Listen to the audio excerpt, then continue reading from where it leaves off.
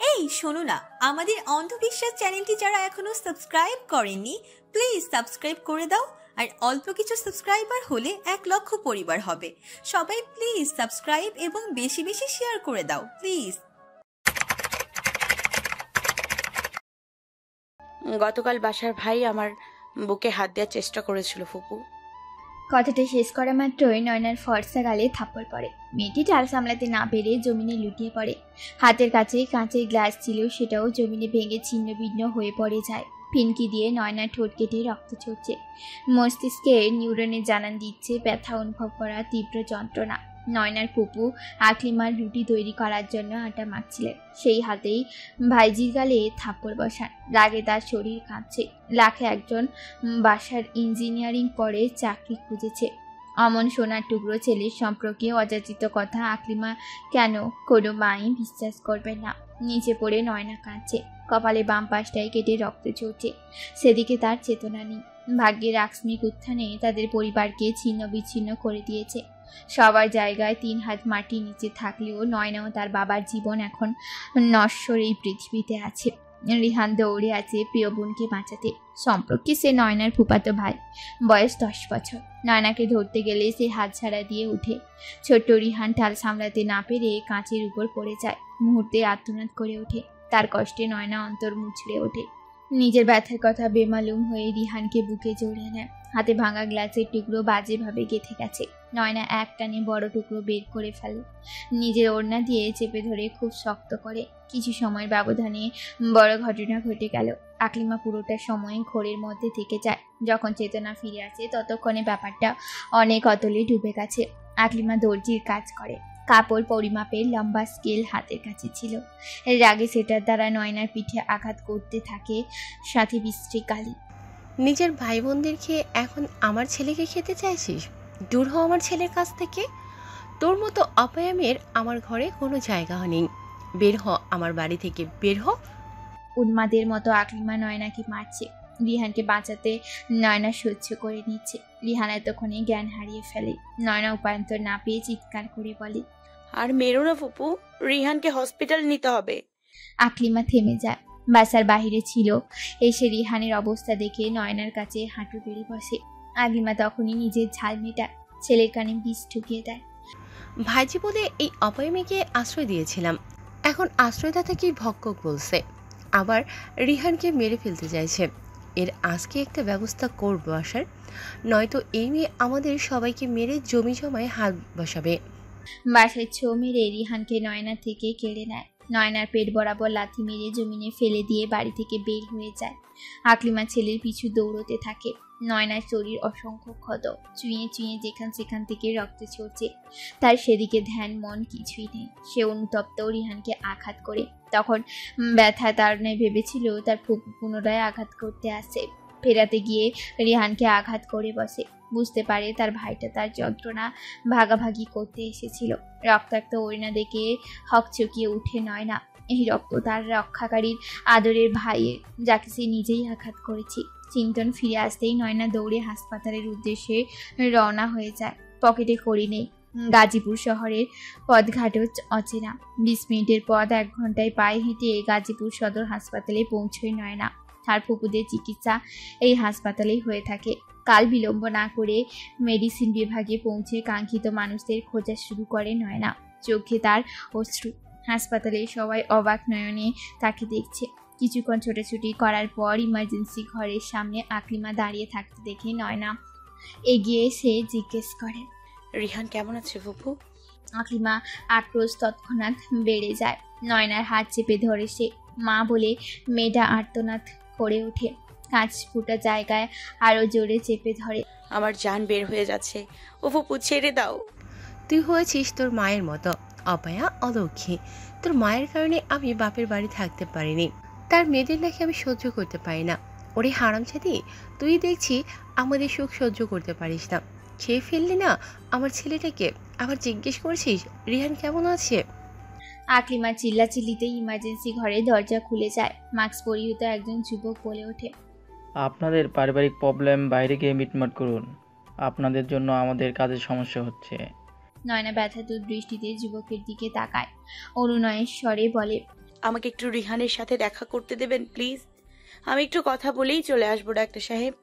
ছেলেটি কিছুক্ষণ নয়নাকে দেখে দরজা আটকে দেয়। নয়না ব্যথতুর মনে দরজার সামনে দাঁড়িয়ে থাকে। তার শরীর ভেঙে আসছে। কিয়ৎ সময় পর বাসার ওষুধ হাতে উপস্থিত হয়। নয়নাকে দেখে রেগে তেড়ে আসে। ভালো মানুষের আড়ালে লুকায়িত অমানুষটাকে মায়ের সামনে প্রকাশ করায় ক্ষোভ প্রকাশ করে সে। আকলিমা আড়াল করে নয়নার সামনে এসে দাঁড়িয়ে বিশ্রী হাসে। কোমরে হাত ছুঁয়ে দেওয়ার বাহানায় হাত এগিয়ে এনে বলে, কোমরে হাত দেওয়ার কথা বলার পর তোর এই হাল হয়েছে, তাহলে বুঝে নে তোর শরীরের বিশেষ জায়গায় হাত দিলে তোর কি অবস্থা হবে। আরো বলবি মায়ের কাছে? নয়না কাঁদতে কাঁদতে পিছনে সরে যাচ্ছে।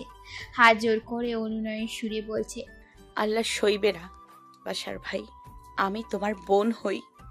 আজকালকার বোনেরা রক্ষিতা হয়, আমার প্রস্তাবে রাজি হয়ে জানো না, তাহলে সবার জন্য ভালো হবে। ঘৃণায় নয়না মুখ ফিরিয়ে নেয়। দুর্বল শরীরে পেছাতে পেছাতে দেয়ালে পিঠ ঠেকে আল্লাহ আল্লাহ বলে দোয়া করছে যেন কেউ এসে তাকে বাঁচিয়ে নেয়।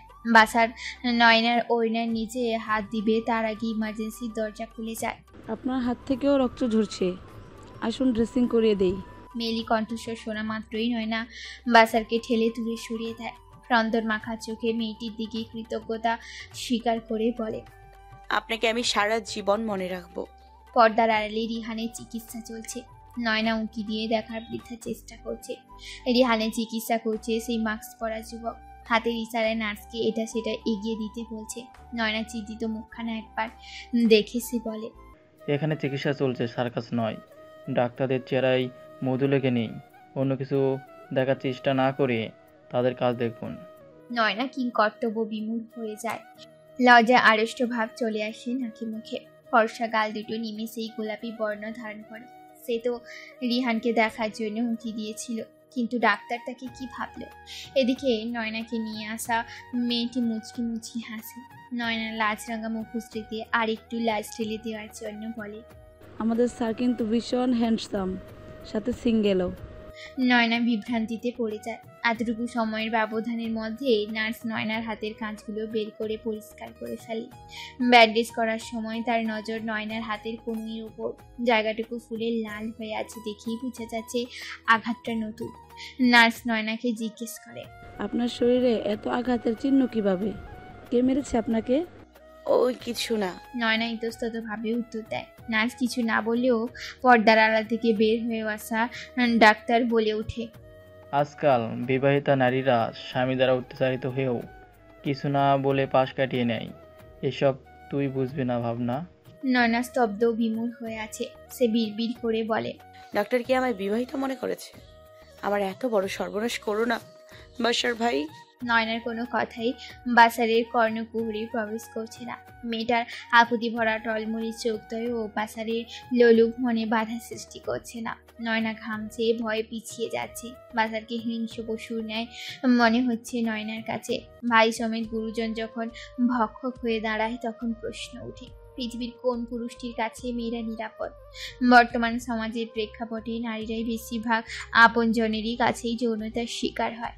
কলঙ্কের ভয়ে কত নারীর মুখে কুলু মেটে বসে থাকে, তারা ভাগ্যের কাছে অসহায়। নয়নার আকুতি আহাজারি বাসারের মন মন্দিরে কামেচ্ছা বাড়িয়ে দিচ্ছে। নয়নার দিকেই সে ক্রমশ এগিয়ে আসছে। আজ কি কাল রাত্রি? নয়না তাই মনে হচ্ছে। আজ তার সম্মান হরণ হলে কেউ টের পাবে না। আকলিমা যে ঘুমের ওষুধ সেবন করে ঘুমাচ্ছে, তাকে রিহানের দেখভালের দায়িত্ব দিয়ে। যার মন অসৎ তাকে সে সুযোগের জন্য উৎপেতেই থাকে। বাছারের ক্ষেত্রেও তাই। সে সুযোগের অসৎ ব্যবহার করতেই নয়নাকে নিজের ঘরে জোর করে নিয়ে এসছে। নয়নার অনুনয় বিনয় কিছুই শোনার ইচ্ছে মাত্র নেই তার। আমাকে ছেড়ে দাও বাসার ভাই, কথা দিচ্ছি ফুপির কাছে আজকের ঘটনার কিছুই বলবো না। বাছার অট্ট হাসে, উত্তর দেয়, কখনো শুনেছিস ক্ষুধার্তের সামনে খাবার আছে কিন্তু সে না খেয়ে আছে? তোকে পাওয়ার ইচ্ছে কি এই জন্মের? নয়না চোখের পানি মুছে নেয়। মস্তিষ্কে চাপ প্রয়োগ করে বিপদ মুক্তির পথ খুঁজতে থাকে সে। বাসার গায়ের বস্ত্রে হাত বাড়াতেই নয়না ইস্পাতে তৈরি পানির পাত্র দিয়ে মাথায় আঘাত করে। আকস্মিক আঘাতে বাসার টাল সামলাতে না পেরে বিছানায় লুটিয়ে পড়ে। অল্প স্বল্প রক্ত ঝরছে সেখান থেকে। চোখ নাক মুখ কুচকে ব্যথা সংবরণের চেষ্টা করতে থাকে। নয়না মুখ চেপে কাঁদে। একবার এগিয়ে বাসারকে ধরতে যায়, কিন্তু পর মুহূর্তে আপনজান বাঁচাতে ঘরের এদিক সেদিক পায়চারি করতে থাকে। বাসার নয়নাকে বিশ্রী ভাষায় গালিগালাজ করে যাচ্ছে। নয়নার কানে কিছুই প্রবেশ করছে না। সে নিজের প্রয়োজনীয় জিনিসপত্র স্কুল ব্যাগে ভরে ঘর থেকে বের হয়ে আসে। প্রধান ফটকের কাছে আসতেই পুনরায় বিপদের মুখোমুখি হয় নয়না। তালাবদ্ধ দরজায় চাপিত আকলিমার কাছে। সে বের হবে কি করে? ঘরে গেলে তো রাবণের হাতে পড়বে। উপায়ন্তর খুঁজে পাচ্ছে না নয়না। আকস্মিক খেয়াল হলো রান্নাঘরের জানলা দিয়ে বের হওয়া সম্ভব হবে। সময় নষ্ট না করে সেদিকেই দৌড় লাগায় নয়না। বাসার মাথায় হাত চেপে তার দিকেই আসছে। নয়না রান্নাঘরে দরজা আটকে দিয়ে বুকে স্কুল ব্যাগ চেপে ধরে ফুপিয়ে কেঁদে ওঠে। তার আর এই জগৎ সংসারে বাঁচতে ইচ্ছে করছে না। বাসার দরজায় কড়াঘাত করছে, রাগে করছে উঠে বারবার। নয়না দুর্বল চিত্তে রান্নাঘরের জানালার দিকে এগোয়। অন্ধকারে সে কিছুই দেখছে না। যান বাঁচাতে লাভ দেয় অন্ধকার স্থানে। তোমার শরীরের প্রতি কি মায়া মহব্বত নেই মা? এত অত্যাচার কিভাবে সহ্য করো? বোবা নাকি? প্রতিবাদ করতে জানো না? পুরনো ঘা শুকায়নি, তার মধ্যে নতুনভাবে আঘাত পেয়ে বসেছ। এতে ধৈর্য শক্তি কোথায় পাও তুমি? নয়নার আঁখি পল্লব বন্ধ করে রাখা। ডাক্তারের কথায় সে শাসনের আভাস পাচ্ছে। দীর্ঘ বছর পর বাবা ব্যথী তাকে কেউ শাসন করছে। বিষয়টা তার নিকট উপভোগময়। বুঝে রাখার চোখ বেয়ে অশ্রু গড়িয়ে পড়ে নয়না। দুর্বল চিত্তে উত্তর দেয়, যাদের জীবন দুঃখের ছায়ার তলে গড়ে তারা আবার নতুন করে আঘাত পাবে কি করে? মধ্যবয়স্ক ডাক্তার নয়নার পায়ে ব্যান্ডেজ করে দিচ্ছিল। নয়নার কথা শুনে সে থমকে যায়। হাত জোড়া আপনা আপনি কাজ বন্ধ করে দেয়। কেমন যেন অদ্ভুত দৃষ্টিতে তাকায় নয়নার অগোচরে। স্নেহের আদরে মেয়েটাকে আগলে রাখতে ইচ্ছে করে ডাক্তারের। কি এক আলাদা টান। নয়নার প্রিয় বান্ধবী মিছিল নামটা অদ্ভুত হলেও এটাই তার সার্টিফিকেট নাম। মিছিলের বাবা নুরুল ইসলাম শখ করে মীর আনকমন নামটা রাখেন।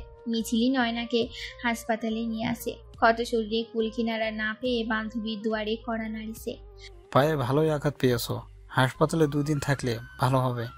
হাসপাতালে থাকা মানে খরচ বেড়ে যাওয়া, যা নয়না কখনোই চায় না। এমনিতেই ফুপুর বাড়ি ছেড়ে চলে আসার ব্যাপারে নয়নার বাবা কিছুই জানে না। আসে নিজেই বাবার কাজের জায়গায় যাবে। অনেক কাজ বাকি আছে তার। ডাক্তারের কথায় প্রত্যুত্তরে চট করে বলে ওঠে, একদমই না, আমি সম্পূর্ণ সুস্থ, হাসপাতালে থাকার প্রয়োজন নেই, চল মিছিল। কথা দীর্ঘ করতে পারল না নয়না। তার পূর্বেই তীব্র পায়ের ব্যথায় হোঁচট খেয়ে আছড়ে পড়ে নয়না। মিছিল ধরার আগে ডাক্তার নয়নার হাত ধরে দাঁড় করায়। বড়রা কখনো খারাপ চায় না মা, 2 দিন থেকে যাও, সুস্থ হলেই তো বাড়ি ফিরবে যাবে। অশ্রুসিক্ত আঁখিতে নয়না ডাক্তারের দিকে তাকায়। বুক পকেটে মাহবুব সিকদার নাম ভেসে ওঠে। নয়নার অশ্রু মাখা মুখশ্রী দেখে মায়া হয় মাহবুব সিকদারের। সে আশ্বস্ত স্বরে বলে, টাকার ব্যাপারটা মাথায় এনো না, সুস্থভাবে বাঁচতে শিখো। তোমার জীবন মাত্র শুরু, এত সহজে এই ঝরে যেতে দিও না মা। হাসপাতালের 4 দেওয়ালের মাঝে অর্ধদিন অতিবাহিত হয় নয়নার। পুরোটা সময় মিছিল নয়নার সাথেই ছিল। দুর্বলতার জন্য সেলাইন দেয়া হচ্ছে। মাহবুব সিকদার রাউন্ডে 2 বার দেখে গিয়েছেন নয়নাকে। ফিনাইল ও স্যাবলনের গন্ধে মাথা চক্কর দিয়ে উঠেছে। মনে হচ্ছে মৃত্যু পুরীতে চলে এসছে নয়না। জীবনে প্রথম হাসপাতালে থাকা। ইতিপূর্বে নয়নার মা ও ভাই বোনদের মরণকালে হাসপাতালে পা মারানোর সুযোগ হয়নি। তার পূর্বেই উপরওয়ালার প্রিয় হয়ে যায়। নয়নার বয়স তখন কতই বা ছিল। সদ্য বয়স সন্ধিতে পা দেওয়া নয়নার সম্মুখেই দাউ দাউ করে জ্বলে উঠেছিল আগুন। চোখের সামনেই মা ভাই বোনদের আর্তচিৎকার আজও কানে বাজে নয়নার। এখন সব অতীত। নয়নার অতীতেও দুঃখ জর্জরিত ছিল, বর্তমানও। হাসপাতালে 2 দিন থাকার পর ডিসচার্জ মিলে নয়নার। হাসপাতালের সমস্ত খরচ মিছিলই বহন করে। আশ্চর্যজনকভাবে নয়নার খরচ কেউ অর্ধ পরিশোধ করে ফেলে। নয়নার বুঝে আসে না। সে বিড়বিড় করে বলে, কে সেই মহামানব? মিছিলের বাড়িতে এই নয়না ওঠে। এই বাড়িতে অনেক আদর পাইছে। এ বাড়ির প্রতিটা সদস্যই নয়নার আপন। কিছু কিছু সম্পর্ক রক্তের না হলেও আপন হয়ে ওঠে। মিছিলের মা নয়নাকে দেখে এগিয়ে আসে। মাথায় হাত বুলিয়ে বলে, এখন কেমন আছো মা? ভালো আন্টি। ওই বাড়ি ছেড়ে এসেছো, এই সিদ্ধান্তটা আমি খুব পছন্দ করেছি। এ বাড়িতে থাকলে সংকোচ বোধ করবে না। মিছিল মারুফের সাথে আজ থেকে তুমিও আমার মেয়ে। অমন মা নামক শান্তি কেটে নয়নার নেই। আকলিমা তো তার বাবার বংশের, তার কাছে কি নয়না তাদের আদর প্রাপ্য ছিল না? ফুপুরা ভাইজিদের মা বলে ডাকে, অথচ নয়নার ফুপু তাকে সহ্যই করতে পারে না। নয়না মিছে হেসে উত্তর দেয়। তা হয় না আন্টি। এই পৃথিবীতে আমার বাবা এখনো প্রাণ ভরে নিঃশ্বাস নিচ্ছেন। ওনাকে ছেড়ে আমি অন্য কোথাও বসতি করতে পারবো না। আগামীকাল সকালেই আমি বাবার কাছে চলে যাব। অভিভাবক থাকা অবস্থায় চাপ প্রয়োগ করা অযাচিত। মিছিলের মা সাই দিয়ে বলেন। আচ্ছা যেও, এখন ফ্রেশ হয়ে কিছু খেয়ে নাও। মিছিল ঘর জুড়ে পায়চারি করছে। নয়নাকে নিয়ে নিজের ঘরে এসেই তার মুখে পুরো ঘটনা শুনেছে সে। মিছিল বুঝতে পারছে না বাসা নয়নার আপন ফুপাতো ভাই হয়েও কিভাবে মনে এরূপ আশা পোষণ করে। সে উত্তেজিত কণ্ঠে নয়নাকে বলে, তুই আর ফিরে যাস না নয়ন। বাসার নামক জানোয়ার তোকে বাঁচতে দিবে না। সুযোগ পেলেই খুবলে খেতে চাইবে। সিলিং ফ্যানের দিকে নয়না এক দৃষ্টিতে তাকিয়ে আছে। মন মস্তিষ্কে একটা বাক্যই ভাবছে। বাসার ভাই আমাকে এত সহজেই কি ছেড়ে দেবে? উত্তরটা অপ্রকাশিত। নয়না নিজেও জানে বাসার তার পিছু এত সহজে ছাড়বে না। আজ নয়তো কাল নয়নার জীবনে কালো অধ্যায় হয়ে বাসার হাজির হবেই। সন্ধ্যা লগনেই নয়নার জ্বর আসলো। 103 ডিগ্রি জ্বর। শরীরে উত্তাপে কাঁপছে নয়না। মা মাগো বলে আর্তনাদ করছে অসহ্য শরীরের ব্যথায়। মিছিল তার মায়ের সাময়িক চিকিৎসা করছে। শরীর মুছে কপালে জ্বরের পট্টি দিয়েছে, কিন্তু মেয়েটার জ্বর কমছেই না। ওষুধপত্র আনতে হবে তো। উত্তেজিত মনে সে মুঠোফোন বের হয়ে যায় ঘর থেকে। কিছুক্ষণ পর মিছিল দৌড়ে নয়নার কাছে আসে। মেয়েটা এখনো কাঁপছে। মিছিলের বড্ড মায়া হচ্ছে প্রিয় বান্ধবীর জন্য। গায়ে হাত রেখে আস্তে আস্তে ডাকে নয়নাকে। দুর্বল শরীরে আঁখি মেলে নয়না। কর্ণধারে মিছিলের বাণী তখন প্রবেশ করে। তোর বাবা আর ফুফু তোকে নিতে এসেছে নয়না। নয়না হুড়মুড়িয়ে বিছানা ছাড়ে। ভার্ত চেহারায় বিড়বিড় করে বলে, আমি ওই নরকে যাব না মিছিল। বাসার ভাই আমাকে মেরে ফেলবে। তোমাকে আকলিমার বাড়িতেই থাকতে হবে নয়না। আমাদের দুঃসময়ে তোমাকে যা আশ্রয় দিয়েছে তার ক্ষতি করে পালিয়ে আসলে কিভাবে? আরে পশুদের 1-2 দিন আদর যত্ন করলেও তারা পোষ মেনে যায়। আর তোমাকে তো আমার বোন খাইয়ে দাইয়ে বড় করেছে, একটুও মায়া জন্মায়নি। সব কিছুর প্রতিদান তুমি এইভাবে দিয়ে আসলে। নির্বিকার নয়না পিতার মুখে এহেন কথা সে আশা করেনি। অবশ্য একপাক্ষিক কথা শুনে অপর পক্ষকেই সবসময় দোষারোপ করা হয়। নিশ্চয়ই এখন নয়নার বাবা তার কথা শুনে সঠিক সিদ্ধান্ত নিবেন, এই প্রত্যাশায় নয়না মুখ খুলে, বাবা আমি কিছু বলতে চাই। আমি জানি তুমি কি বলতে চাইবে। আকলিমা তোমাকে মেরেছে এই বিষয়ে তো? নয়না হ্যাঁ বলার সুযোগ হয় না। তার পূর্বেই নুরুজ্জামান অর্থাৎ নয়নার বাবা ক্রোধ ভরা কণ্ঠে বলে ওঠেন, গুরুজন শাসন করতেই পারে, তাই বলে তার ক্ষতি তো করতে পারো না। রিহানের কথা বাদই দিলাম, বাসারের সাথে তুমি এমন আচরণ কিভাবে করতে পারলে? ছেলেটার আজ ইম্পর্ট্যান্ট ইন্টারভিউ ছিল, সেখানে না গিয়ে বিছানায় কাকুতি করছে। বাবা বাসার ভাই আমার শরীরে। আমি সব জানি, আকলিমা আমাকে সব বলেছে।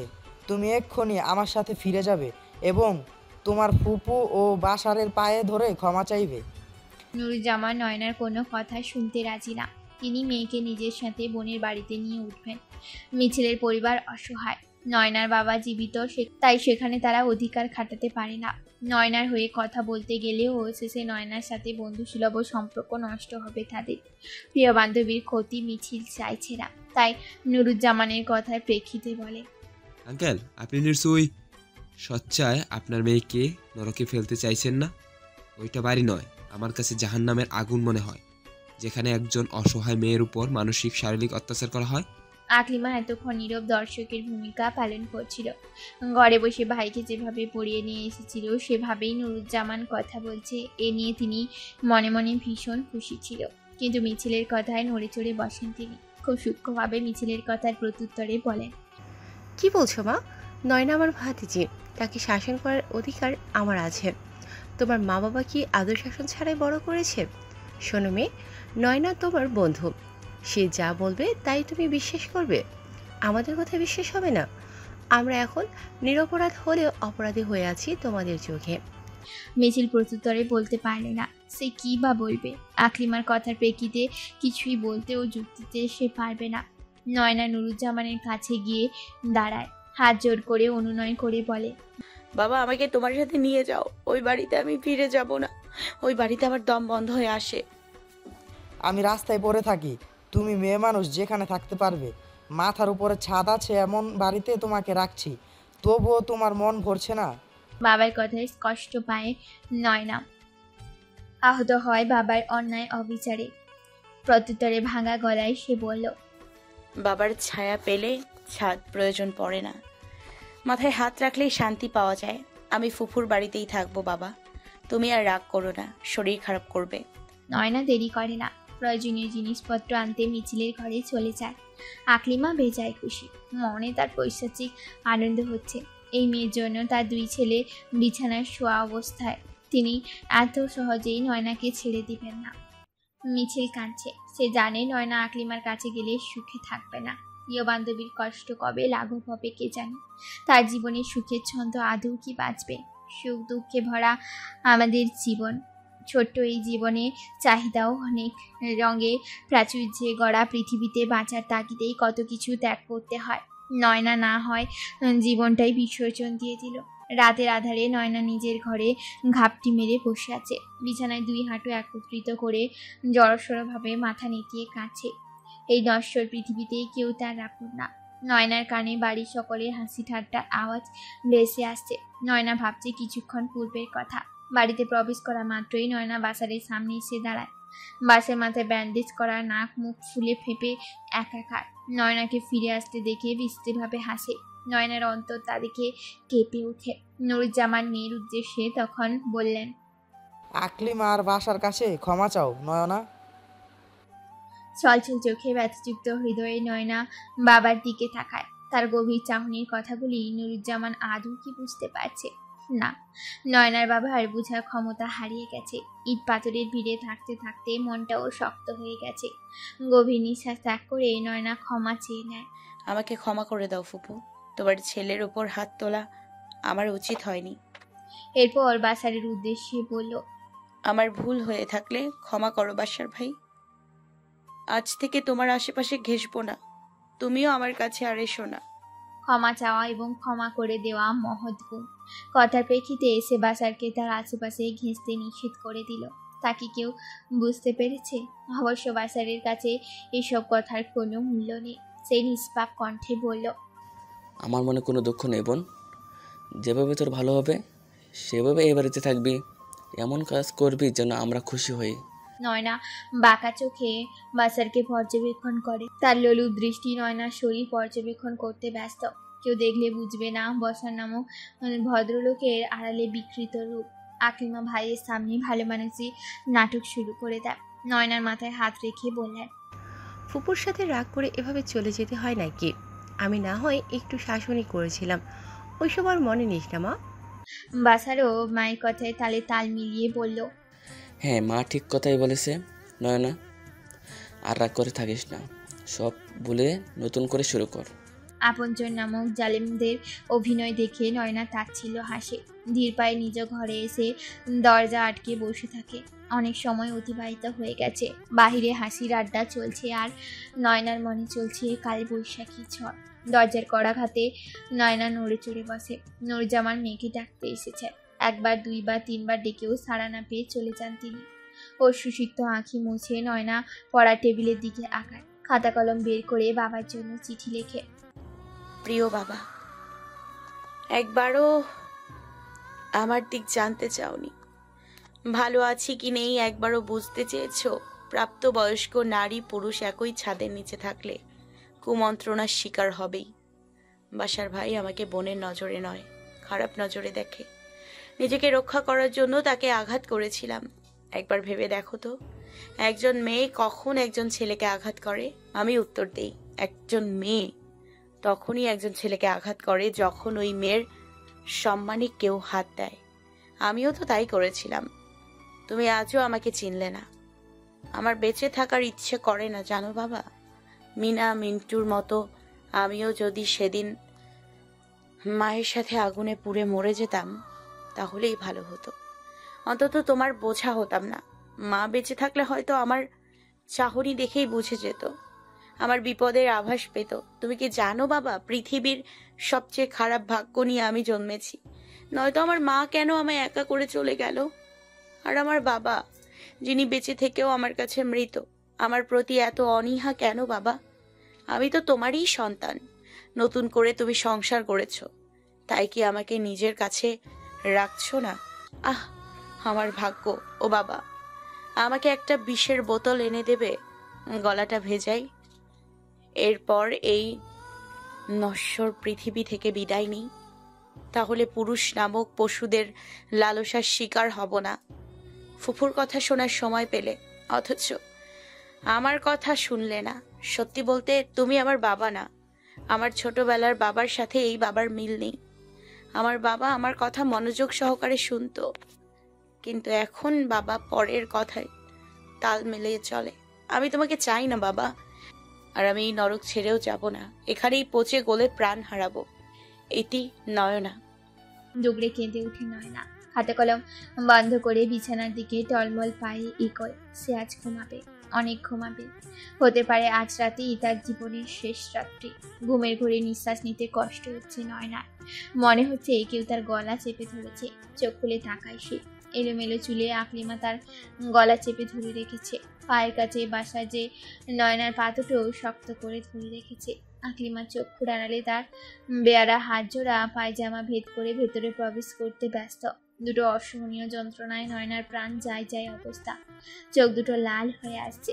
মাচার আকুতি মিনতি করছে সে। হাত পা যথাসম্ভব নড়িয়ে ছাড়া পেতে চাচ্ছে, কিন্তু এত সহজেই ছাড়া পাওয়া সম্ভব?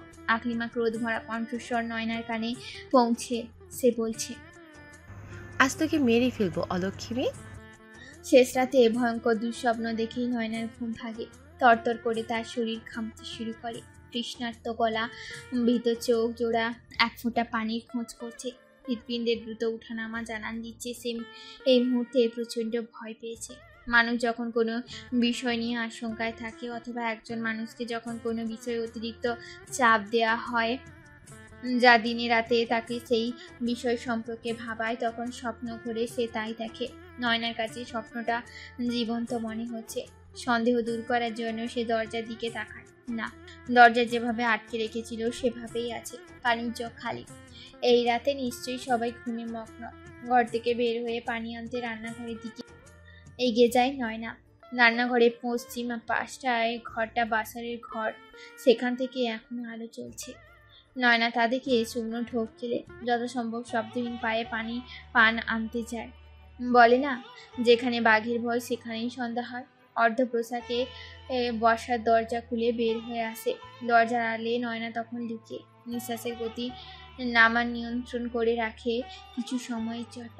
বাসার চারিদিকে না থাকে, সরাসরি ফ্রিজ থেকে এগোয়। ঠান্ডা পায়েসের বাটিতে আঙুল ভিজিয়ে জেটিপুটে খেয়ে দেয়। নয়না আড়াল থেকে সবকিছুই দেখছে।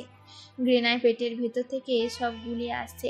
বাসায় নামক মানুষটার প্রতিটা কাজে সেই ঘৃণিত ইশারাই বুঝতে পায়, অথচ সে গোটা বিশ্বের কাছে পবিত্র ছিল। বাসা যেভাবে আসছিল সেভাবেই ঘরে চলে যায়। তবে এবার সে দরজা আটকায় না। নয়না পরে মহাবিপাকে। যদি ভুলক্রমে বাসারটাকে একবার দেখতে পারে তো রক্ষে নেই।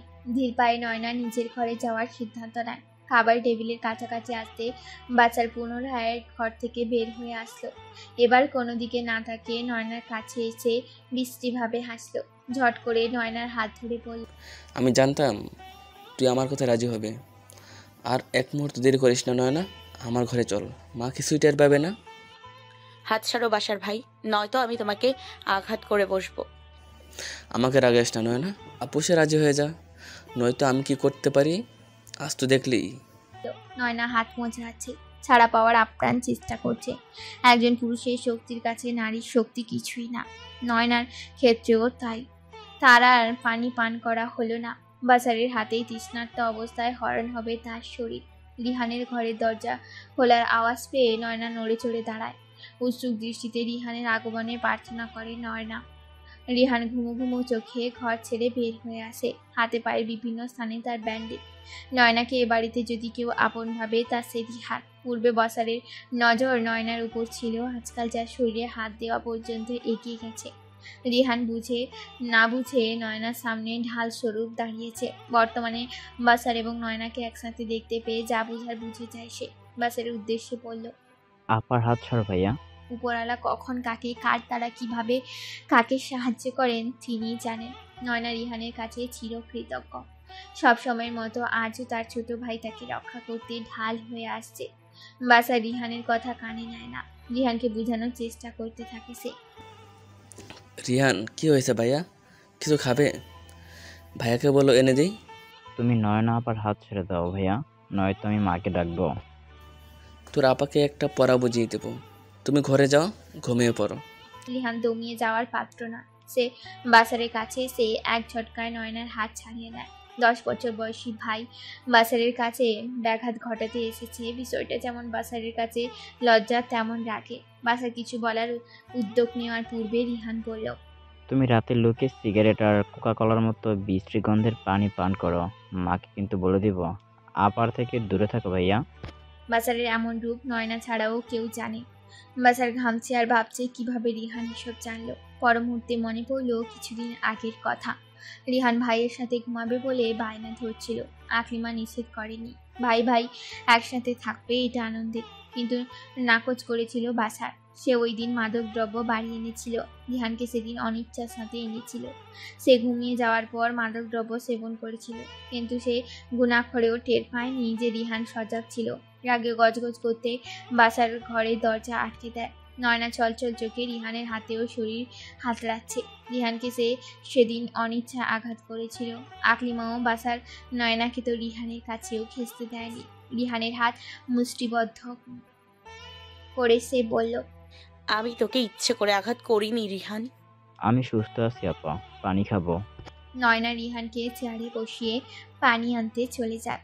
দুই ভাই বোন গলা ভিজিয়ে আরো কিছুক্ষণ দুঃখ সুখের গল্প করে দেয়। নয়না আজ রিহানের জন্য বেঁচে গেছে, কিন্তু পরের বার তাকে কে বাঁচাবে? 2 সপ্তাহ পর। সময় তখন সকাল 10টা বাজে। ব্যস্ত নগরী মানুষদের ব্যস্ত কর্ম তখন শুরু হচ্ছে। ব্যস্তময় শহরে ট্রাফিকের লাল বাতি সবুজ বাতি জ্বলা শুরু হয়েছে। নয়নার অনার্স প্রথম বর্ষের পরীক্ষার কিছুদিন পর।